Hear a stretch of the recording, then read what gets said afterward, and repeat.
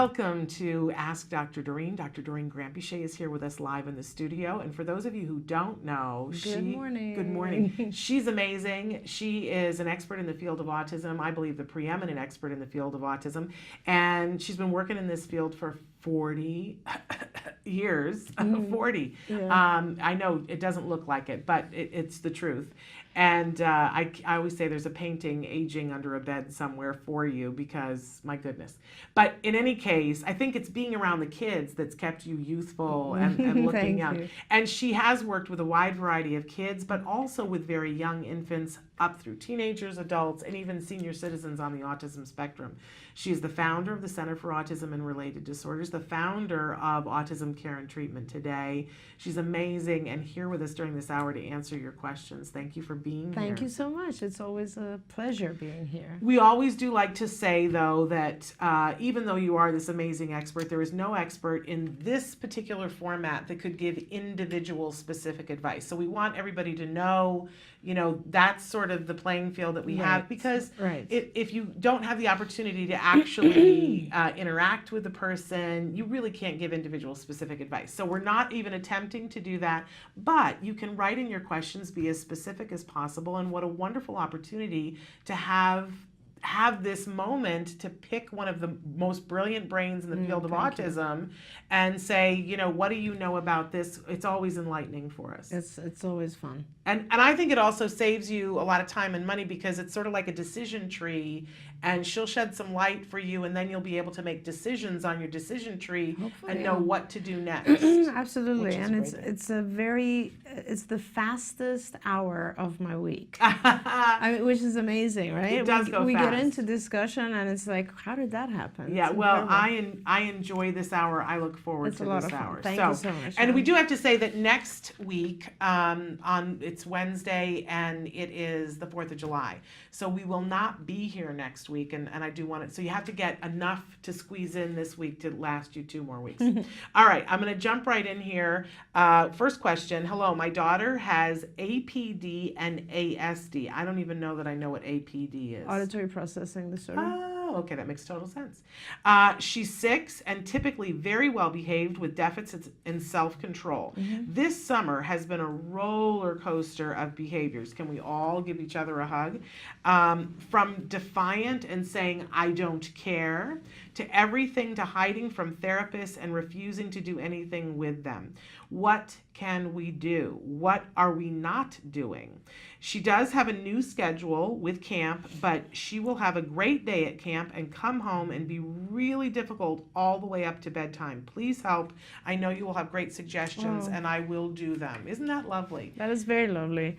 And it's hard to give suggestions because we just don't know enough, but it's very fixable. Let's just start there and say that all behavior, you just have to remember, has a function, right? And so she's not trying to be difficult. She's just trying to probably getting attention, getting her way, gaining access to things by doing these behaviors and so on. So really what you need is, and it sounds like you have therapists, so you really need a BCBA or someone who is kind of trained in this field to be able to come to the house and do a series of functional analyses, right? So basically that means that this person would take every behavior that you find challenging and identify what the purpose is, what is the function, why is she actually doing these behaviors. So being difficult could be anything from screaming, running away, having tantrums, being defiant, hiding, all of those things. And each behavior, believe it or not, will have a different function. Hiding from therapists is probably actually a game. Like, she's probably just having fun doing it.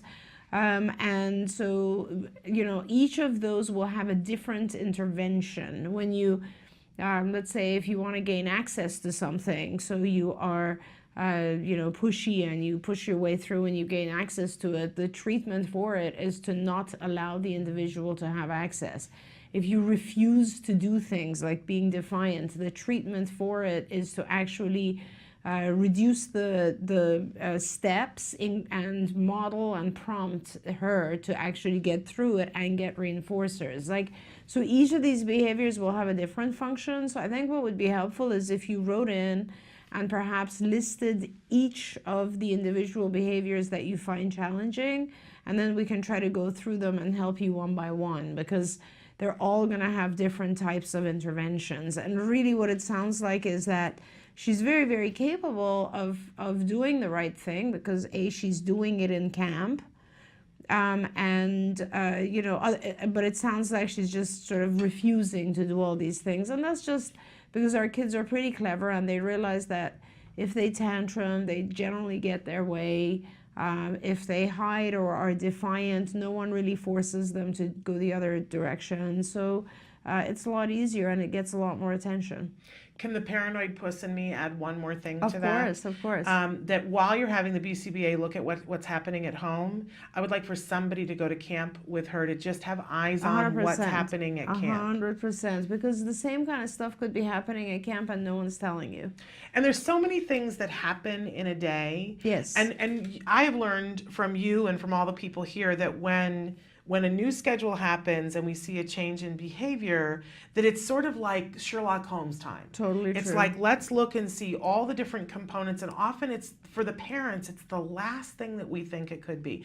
And, you know, she might be loving camp, and camp might be going really well, but there might be one thing that's happening at camp that she's modulating because she likes camp, but when she comes home, she's got to blow off that steam. Yes, and is true. unhappy and doesn't know how to say, I don't like this one part of camp, and doesn't have the language or the ability to process that one thing could be changed, and then camp would be so much more. So I say look at the whole thing. Absolutely. And Shannon has a really good point. I mean, it could be just as simple as the noise level in camp, because she also has APD. So it's kind of like you really do need to look at her overall, what is going on, to find the real causes. Yeah.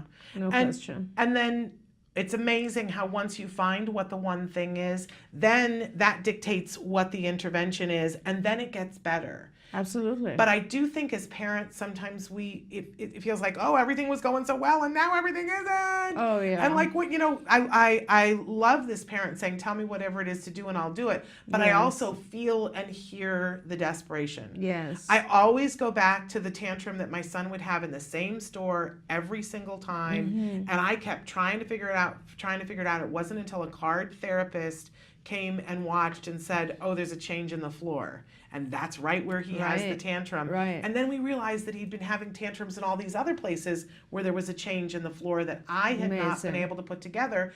And then the minute that Card knew that, Card put together a thing. And within like 3 weeks, my son, the rest of his life, did not have a problem with that. It's amazing. So I really Amazing. encourage you, put some other eyes on it.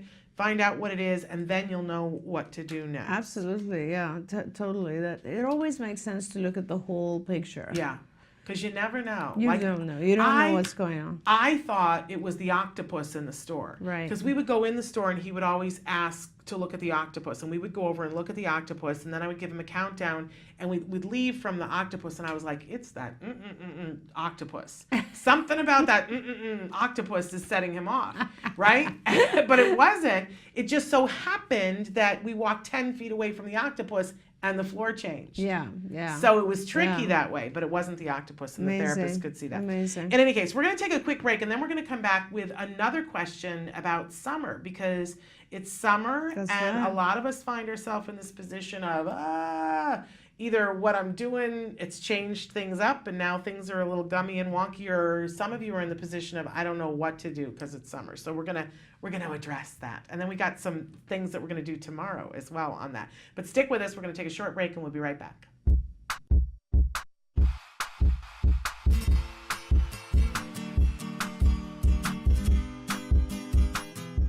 Hi guys, welcome back. For the month of June, I figured we'd do some cool things that are kind of like summer camp activities. So the activity we're doing this month is making a shoebox guitar. The materials you'll be needing are an old shoebox, a paper towel roll, a pencil, a stencil, rubber bands, a crayon, and an X-Acto blade, which only the adults will be using.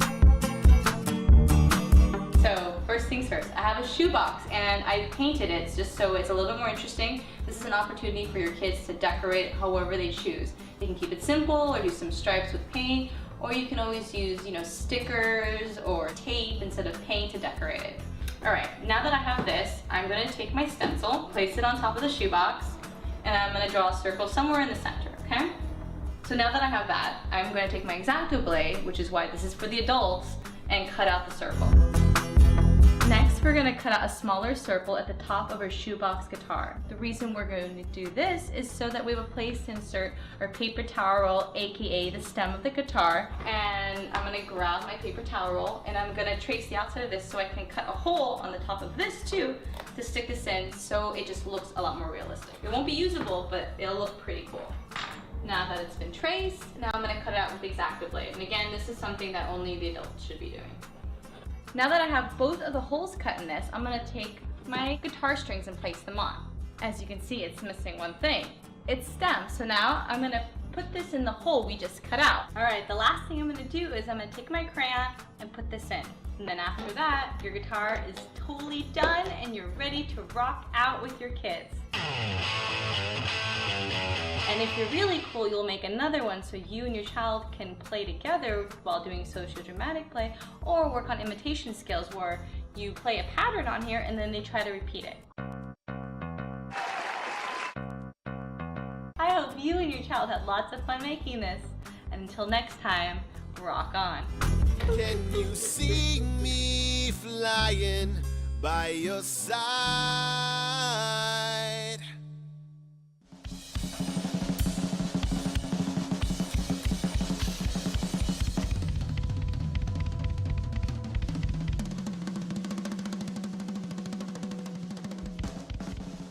This is Logan Shepard.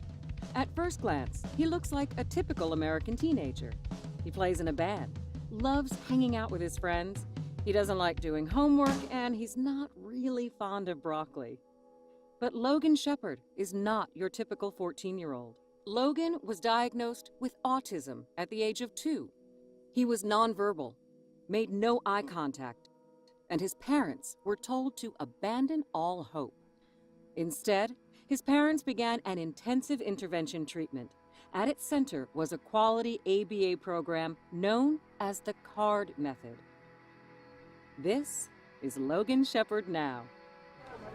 All I really want to say is, I'm kind of copying Martin Luther King. I kind of have a dream that one day I can just inspire people and never give up, because that's what I want to do in life, because if I can succeed, they can succeed, and I will succeed.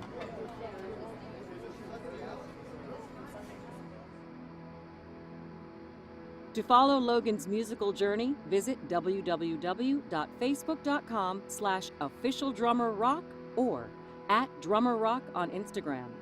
For more information on the CARD method, visit www.centerforautism.com or call 800-345-CARD. Rock on, Logan.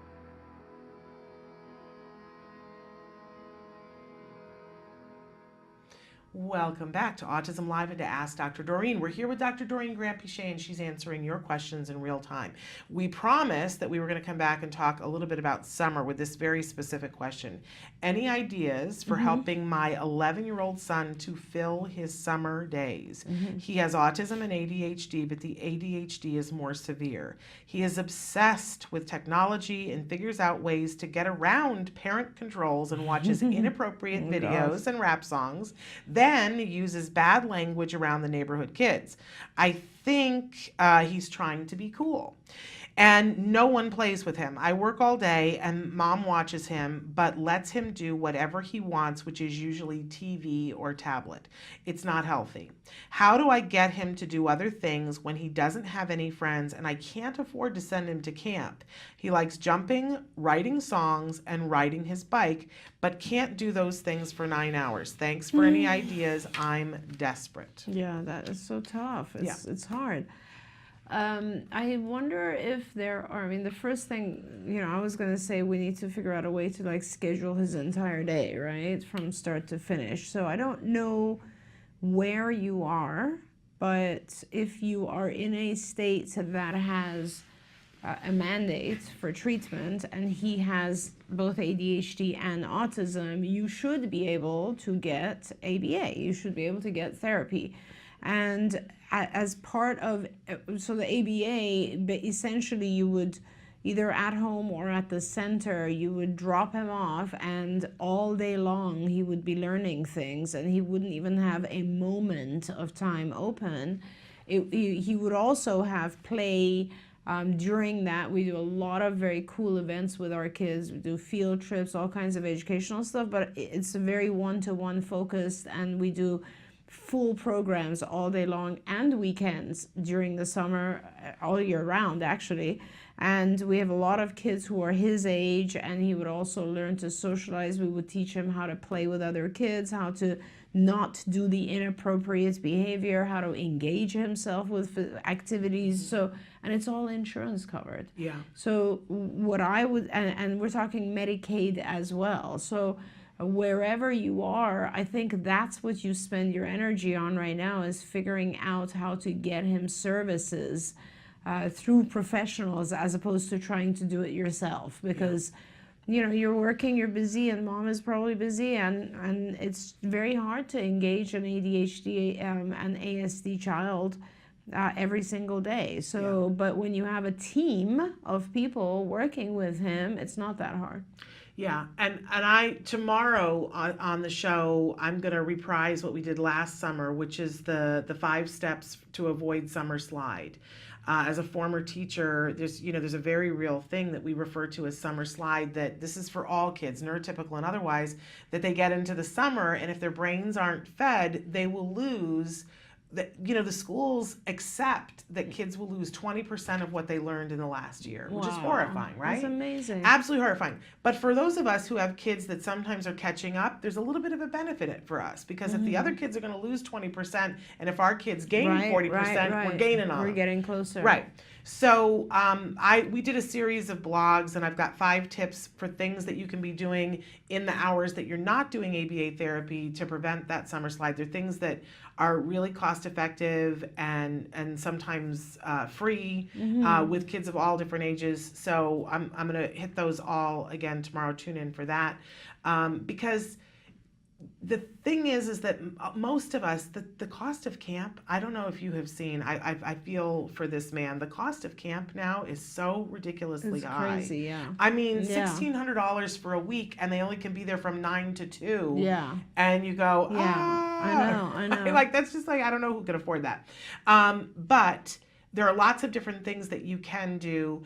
Nancy and I did a little segment on it before. I brought her in a visual schedule that I had made for Jem a couple of years ago when he was probably about 11, because I needed him to have more decision making in what he was going to do and how he was going to structure his time. Right. And it's all these Velcro things that he can pull off in blocks that are in colors and decide which order he was going to, when he's going to go to the pool, but when he's going to work on, his handwriting, which was one of the things that we were working on. Absolutely. So there's all kinds of ideas, and we're going to hit that tomorrow. That's fantastic. But if you can get a full ABA program, that's the best thing. That's the thing. And then my stuff is just stuff that fits in around that. Absolutely. I mean, and I think it's just such a big endeavor. I know it is such a huge thing. I mean, this is what I do for my living, and I remember when I was trying to set up a program for Sonny, because he was learning 2 languages at the same time, so he was slow in his verbals, and I was a little worried, and he was 2.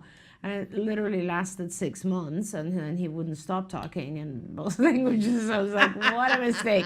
But basically, it was very hard setting it up, because you're busy. You have other children, or your life and work and so on and so forth. It's really hard to set it up. So what I think the best, I mean, you're very blessed that you are now in this day and age, because I wouldn't have this solution 5 years ago, 10 years ago, right? Yeah. But now the issue is that, and here's the way to look at it, why do we send our kids to summer camp? I mean, aside from the fact that we need a break, but we send them to summer camp with the hopes that they will improve in one particular area, which is social behavior, right? Yeah.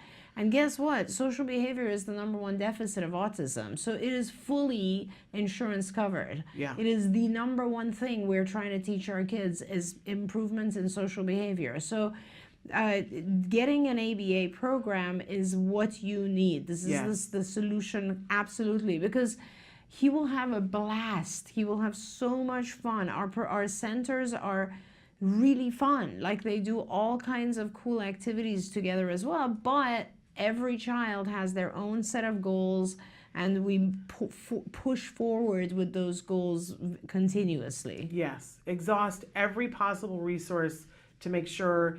I'm hearing from a lot of parents that they say, well, my insurance doesn't cover ABA. And the problem with that is that it's that old thing of never take a no from somebody who wasn't Right, authorized to give you a right. yes. Because if you call your insurance company and you get the person who just answers the phone and you say, do you cover ABA, 9 times out of 10 they're still saying no. Which is crazy. Because, well, I don't think insurance companies are spending a lot of money to inform those people because it costs them money Of if they course, get. of course. So, you know, you really got to be a little bit of a detective. What I love about CARD, and I'm just going to brag on you for a while, is that if you go on the centerforautism.com and you go to the locations tab and you see that there is an office close by, you don't then want to call that office. You want to call that 1-800 number or start the parent portal that's on the website, and they will We'll do pursue your check, your insurance yeah. to Yeah, see if and it's really- and they know how to do it. They know what questions to Right. ask. I mean, and it's pretty expensive for us to have that department that checks benefits, because it's a whole team of people, but we do it because of the fact that it's not clear to everyone yet that they have coverage. So all you have to do is just what Shannon said.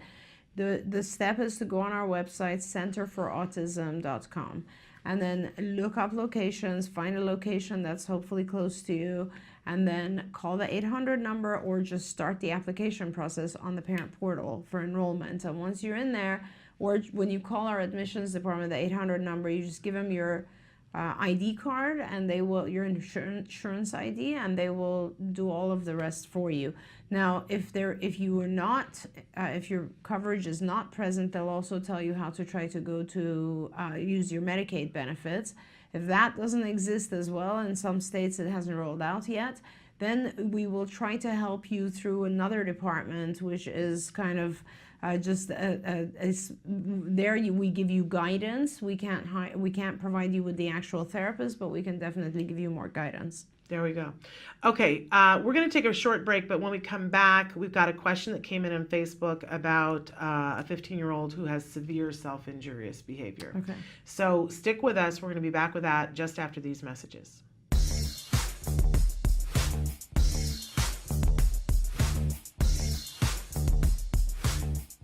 Parent to parent, one of the most frightening things there is when your child wanders away or elopes. This is when they leave an area without permission. And we know, science has shown that over 50% of children on the autism spectrum will engage in this kind of behavior. But we don't have to just accept it as fact. There are things that we can do to teach our children how to appropriately ask when they want to go someplace. But before we can teach, we have to know why they're doing it. Are they wandering away to go to something, or are they wandering away to escape something? Really important that we know that. And once we do know that, then we can put in place these really effective teaching strategies. I want to remind you, though, that if your child is engaging in this kind of behavior, it's really important to work with an expert. Get professional help. They'll be able to effectively figure out why your child is doing it and put an intervention in place that's effective. And when you stop and think about it, there's nothing more important than keeping our children safe. You might be asking yourself, a BIP, what on earth is that? What is autism? What is autism? What is autism? What is autism? What is autism? What is autism? I've been asking myself that for a very, very long time. Let me think about that one. Trying to, Let me think. Oh man, that's a rough one. Yes.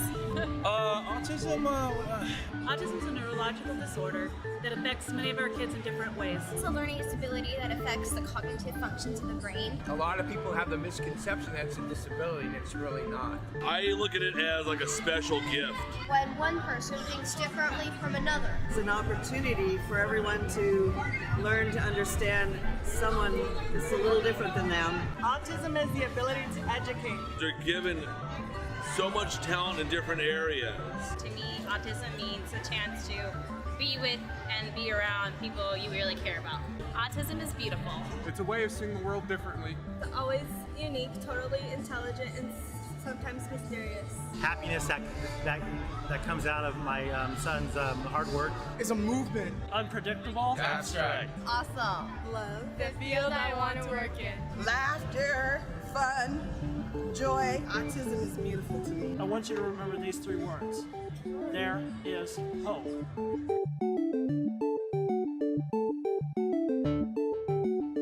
Welcome back to Autism Live and to Ask Dr. Doreen. We've got a bunch of questions coming in. I really want to get to this one though. Jenny has written in on Facebook and said, my son is 15 years old and he's a child that has severe self-injury to the point that it looks like he goes into a boxing ring. At this point, he's admitted in a therapeutic behavior program. He's coming home soon, but he still has a lot of self-injurious behavior. He has the programs in place for the home, but it seems like nothing works. I've been battling this for so many years. Is there anything else that I can possibly do to help him? And Jenny, just sending you a hug because I can't even imagine how helpless you must feel. Oh my gosh, yeah. Severe self-injury is a whole different animal. Like we're talking about a whole different level of pain. So, yeah, first of all, air hugs and more power to you for surviving it. But more importantly, you know, there are lots of different theories about self-injury and like that our kids don't have the ability to sense enough, so therefore they evoke those types of things upon themselves in order to be able to feel something. I honestly feel like self-injury might be indicative of either pain or discomfort. And I would say, you know, all the treatments that exist out there are treatments that have to do with reducing the self-injury by reducing kind of the consequences after it.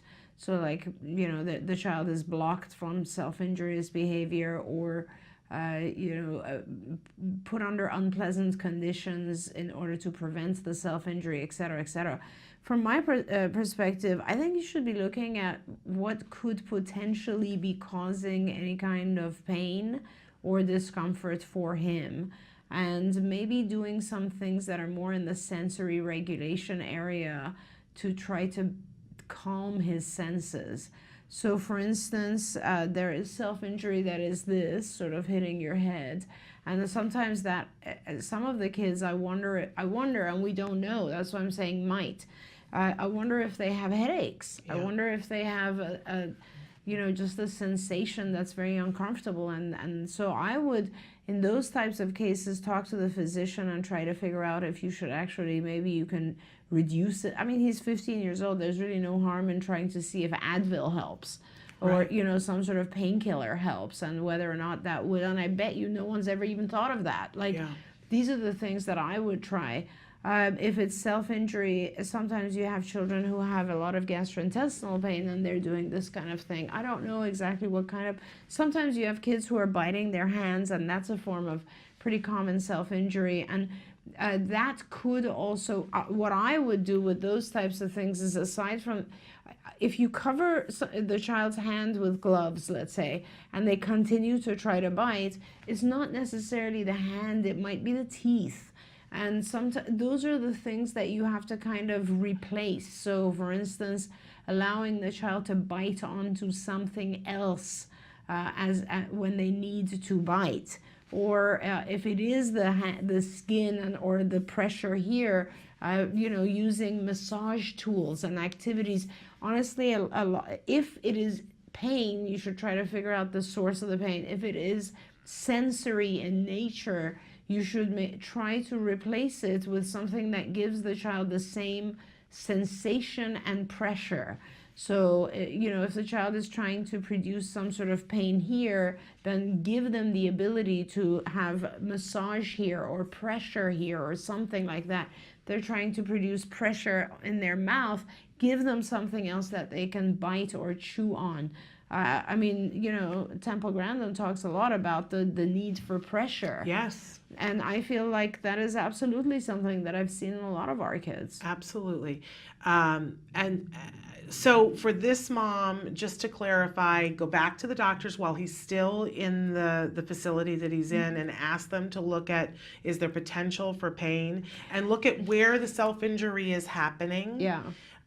Because that sometimes has clues. We've had some kids that, as a result of parents watching the show, have gone and had their kids scoped and found that their intestines are filled with ulcers. Yes, I know. And then I the know. improvement I after know. they treat that in those kids has been, I mean, Tremendous. it's beyond life-changing. They're I different know. individuals Right. when they're not in that screeching pain. Absolutely, and they just don't know how to tell us because this is what they've had lifelong. So Yes. they think this is the norm. Exactly. The thing is that a lot of times you'll tell a doctor and the doctor will just say, oh no, that's not, and then you give up on something that you shouldn't give up on. Right. So like anything else with autism, and you're 15 years into being a mom of an autistic child, you need to pursue this. You need to continue and you need to push forward, and don't give up because a doctor sort of boo-hoos it. It's not necessarily, it could be, we're not saying it definitely is, but definitely keep open the idea that it might be pain related, and or it may be very sensory related, and that's where you're going. I would also just suggest, just think about it in your own, if it was you, all right? I always try to put myself in the position of my kids here, and I think, okay, if I was having serious pain and nobody was really understanding, I wasn't getting any kind of medication. I mean, think about how we react when we even have a migraine, right? I mean, some of our kids might be living with that forever and we just don't know. So assume it's something like that, right? What do you do? The only thing you do is you lay down, you calm down, you try to shut out stimuli. Yeah. So I would also suggest that you give him a very peaceful, quiet zone. One of my kids who had a lot of gastrointestinal issues. This child had like 10 times a day diarrhea and like constant problems. One of the things that helped him the most was that we just put a giant beanbag in the corner and allowed him approximately every 5 minutes to go over there, put his Bose, we gave him Bose headphones, right, and glasses, dark glasses, and he would just literally, that was his quiet time, and he would request it all the time. Right. He'd go over there, lay in his beanbag, put on his headphones and his glasses, and then we'd get him like a minute later. He just needed to down-regulate every 5 minutes. Yeah. I honestly think that we all need that, and that people are taking that in lots of really weird ways. Like, people are doing that with Candy Crush on their phone. It's that, no question, it's no like question. a time where you just go, "Phoom, I'm not thinking about any of the things that I have to think So about." true, And so our kids really need it. And I know parents will say, well, but that's not real world. You can't just go and be on a beanbag. We got to take things as they come, and to start there, and it is real world. You're taking a minute, you take a break, and you go to the restroom and take a minute to regroup. Absolutely. And it's so much easier to give them a break than to deal with them being in the pain or hurting themselves or lashing out at somebody else. Yes, absolutely. So much easier. I'm hopeful, Shannon, that this is like one of those things that I think would easily, I mean, I remember the first experience I had when Jem put me on his virtual reality on Oculus Rift, and do you remember my first? I was like, oh my God, this is so beautiful. I videotaped it. Did you really? That's so funny. But the place that he has set up for his home screen, I guess, is just, it's peaceful. Heaven. Yeah. And I was just in there and I was like, oh my God, this is the most beautiful. And I kept looking around and I was like, this is like heaven. It's like peace. Yes. So just imagine a child having the ability to go there when they're worked up, right? Yes. It's like the best thing. Absolutely. And children that's what I'm hoping, like one of the things we could do with virtual reality is just set up really peaceful environments that they choose. Yes. They can make their own environment that's heaven, right? Love Each child will have their own reinforcing area. And if they can produce that and then be able to go there when they need to go there, I mean, that's awesome. It is awesome. Yeah. I want to get to this one really quick because I Sure. think that this is a great question. Thomasina wants to know, how do we get children on the spectrum to clean up after themselves? No, that's This great. is like the key to everything. That is so awesome. So like anything else, you want to increase the behavior, you reinforce it. So what I would do is and this varies how you do this based on the level of functioning of the child, but essentially you just break it into smaller steps and you reinforce each step. So at the if it's very hard to communicate with the particular child, you just set it up so that you clean up most of it, and the last step, the last thing that has to be cleaned up, the child does, and then you give them a reinforcer. And then 2 days later, you make the child do the last 2 steps to get their reinforcer. And then you do that for a while, and then you make the child do the last 3 steps and the last 4 steps. This is called backward chaining. And so you essentially get the child eventually to clean up completely and get the same level of reinforcer as if they were just doing 1 step.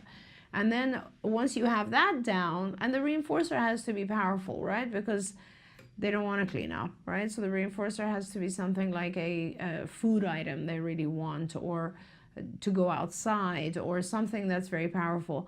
And once you've done that, then it starts to become routine, then you can start to reduce the reinforcer. You can reduce the amount of the reinforcer, and you can reduce the frequency of the reinforcer. So you can give it every other day, like, once in the morning only, not in the afternoon cleanup. So that's how you do it. I tell you, you get this under control, and it's the best thing. You have a play date and have people over, and they're astounded by how well your child cleans up. Yeah. And I think also knowing what your kid is into and what they respond to is a really powerful thing. For some reason, Jem liked racing. Mm-hmm. So if it was a thing where if there was another kid that was there, if it was just me, and I would say, okay, we have to get all the Legos in the bin, and whoever can get the most in the next minute gets to decide what we're having for lunch. That's so true. Right? Whatever it was. And there'd be a kid there, neurotypical, who didn't like to clean up, and the mother would say, you're never going to get him to clean up, right? And I would say, okay, so we're going to have this race, and whoever gets the most in, and we're going to count while we do it. You have to count your pieces, so we'd be working on numbers too, and we'd say, ready, set, go. And I would pick up like 3 and run, and then I would stop and let them go crazy. And, it was always the other kid would get in and be throwing the blocks in, and the mother would go, what are you, a genius? And I go, no, I'm an ABA mom. It's funny because you just gave me an idea. I was writing it down real quickly, because we don't think, in ABA, we teach so many things, right? And because I guess my mind starts with, I started teaching kids with ABA like 40 years ago. Right. So back then, it was just a matter of like, if you accomplished a lot if you taught the child imitation and basic labels. Yeah. And then as we developed this, we developed mostly things that have to do with language, mostly things that have to do with social, and so on. But then over the years, I realized that there are so many things that are so important to parents that we just don't even think of it, because it's just this tiny thing we teach, right? It's like putting away your toys. It's not something that we think is highly valuable, but it is, right? Is. So I was just writing to myself to ask you to help me, and all of our viewers who are parents, help me identify those little things that are really important, that make life so much easier. So like, I remember a parent telling me one of the most valuable gifts we gave was teaching the child to get ready in the morning, because it was such a battle getting the child to go to school. Yeah. And every morning, like, getting ready, and then once we got the child on a schedule, it was like this, right? Oh, yeah. Or another parent told me swallowing pills was probably the biggest gift, because the child before that, it would take her something like 2 hours a day to get the child to take all their medication. Yeah. So, I'm really interested in knowing, like, what are the top 5 really high value things that you would like your child to do? I'm going to task everybody who's watching and, write in what you guys think, because I would love to hear from you. But I think when you think about those most stressful times of the day, morning, getting the whole morning routine and getting them to be able to automate some of it themselves at a certain age. The whole getting ready for bed thing. I mean, of course, like, and then getting your child to go to bed and stay in bed, that's like the keys to the kingdom. Obviously, the potty training at a certain point was a huge, big deal, but getting your child to leave one thing to go to another thing, so whether it's leaving the pool or you've taken them to the McDonald's playland and they're playing and it's time to go, when I got those things under control, not only was my life less stress, but it also was currency. With other parents then looked at my child and wanted to do play dates because they thought that was something that was desirable, that their child would pick up.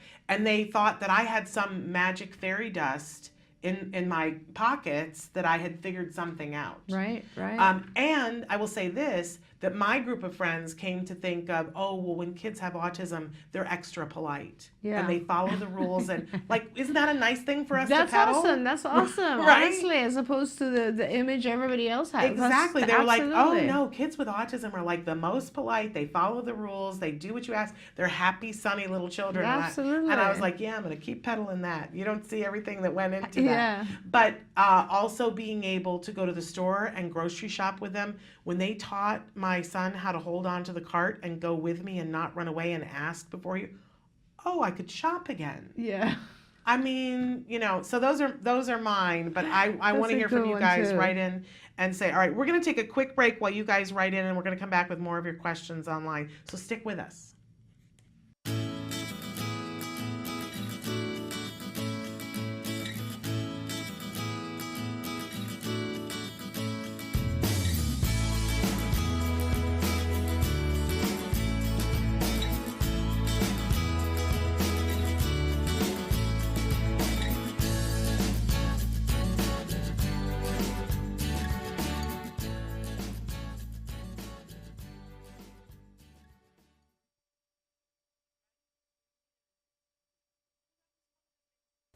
Can you have a life with autism? Absolutely not. Give it up right now. No, that's not true. I'm here to tell you, you can have a life with autism. I have a life with autism, and it's a good one. When you start on this journey, you don't know what's going to happen. You really have no idea. You're kind of in shell shock for the first couple years. It could be as long as 5 years, until you realize, I do matter to people. When my son was first diagnosed, I remember thinking I would go anywhere and do anything for him. I didn't even think about it. I just came way at the bottom of the list. However, after a few years passed, I realized if I'm not important anymore, then that means no one's going to be here for him. So how do you have this life with autism? It's not easy. It's never going to be easy, but it can be done. It's really all about support. And support is a word you're going to hear a lot when you deal with the autism power structure. And that means schools, government agencies, social service agencies that can help you. There are things out there that you don't even know exist. So once you start connecting with other parents, you're going to kind of find this treasure chest full of things that only they can help you unlock. But once you get that support, it could be a babysitter coming to your home. It could be a therapist to take your child out and get him into the community. You can either leave the house, do your shopping, go to a farmer's market, do whatever you want to do. And it doesn't matter if it's really, and your willingness to accept change and your willingness to kind of stick up for yourself, because you're battling for your child and you have to realize you guys are connected. There's a bond between you and your child that can never be broken. And if you're doing well, then your child's going to do well. So finding what you need to be happy, whole, and healthy as a person is a way that you can have a life with autism. And that's important too, because if you have a life with autism, you can also give your child a life too. A lot of adults don't really believe kids. They'll think, kids are kids, what are they talking about? But when the child stands up for what they believe in, it's so strong and powerful.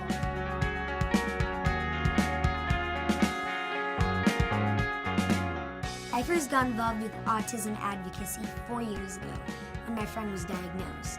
When I found out about my friend's diagnosis, I didn't really understand what it meant.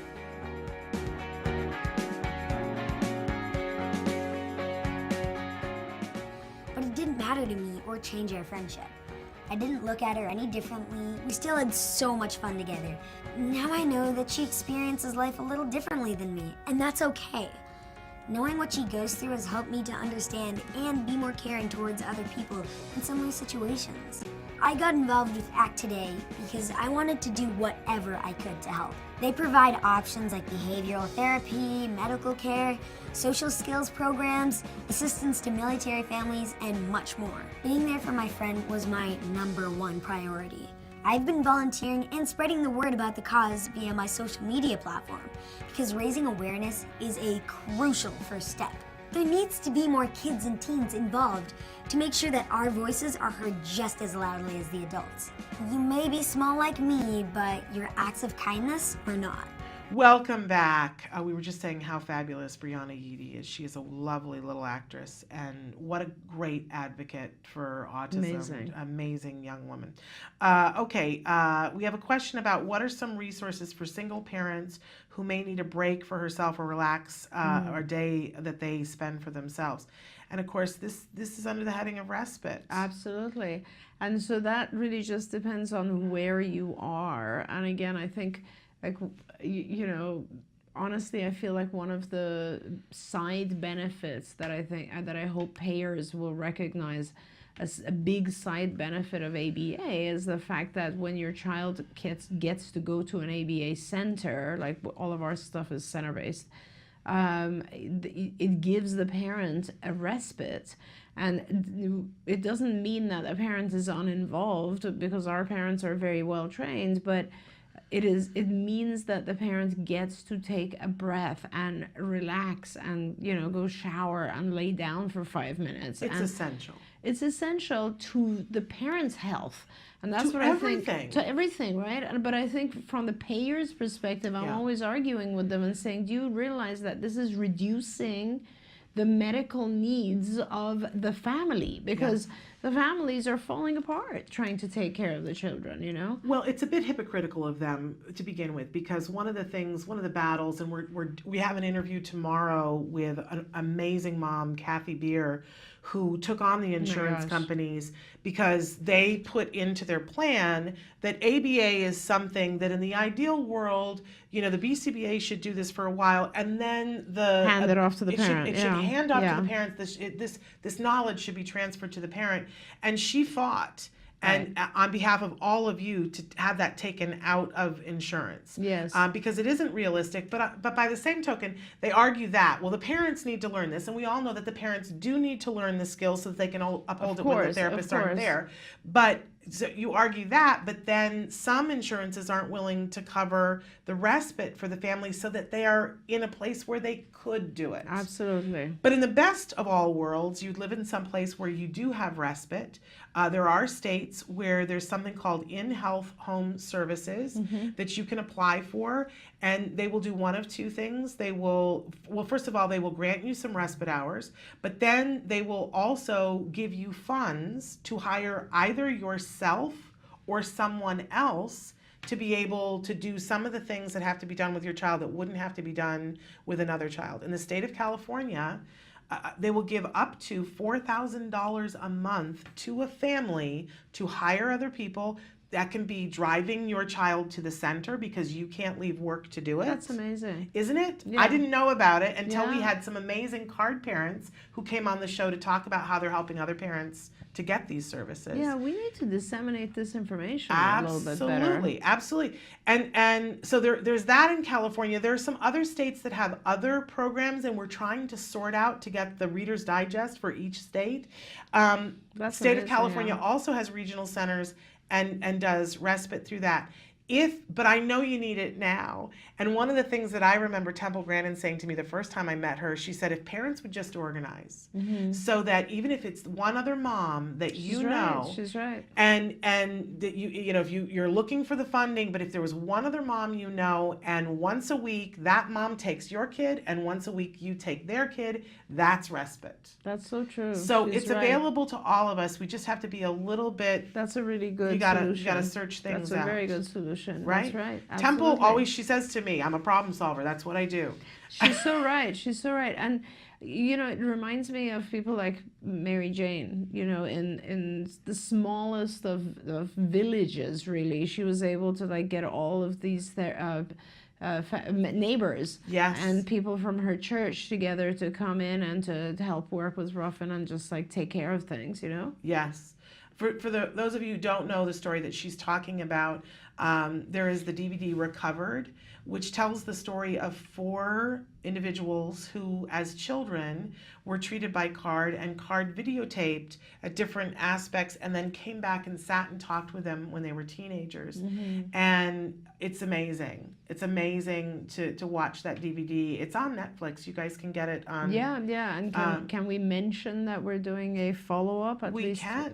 And I think we're doing now 3 follow-ups so that we will with be with 3 of the kids, the lives of each of the kids, right? Who are adults now, and they're starting with Ruffin, and I think I can say that Kelby, who used to work with us here, is spearheading the project, and when Kelby gets excited about something, you know, it's like woo-hoo! He's very excited. He's very excited, and I'm very happy that he's very excited because I'm very excited, yeah. and I'm.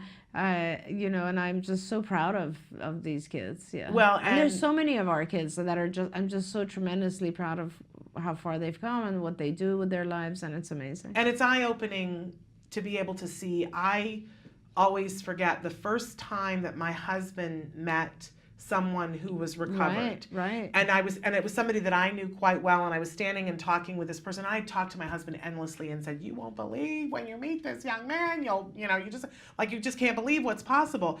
And he was like, "Oh, okay, I can't wait to meet him." Was it Joe? Mm-hmm. Was it? It was Joe. And so then there was an event, and we were standing with a bunch of people, and I introduced my husband to everybody that was standing there. We were talking. And then everybody, dispersed, and I said to my husband, "Isn't that amazing?" And he was like, "What?"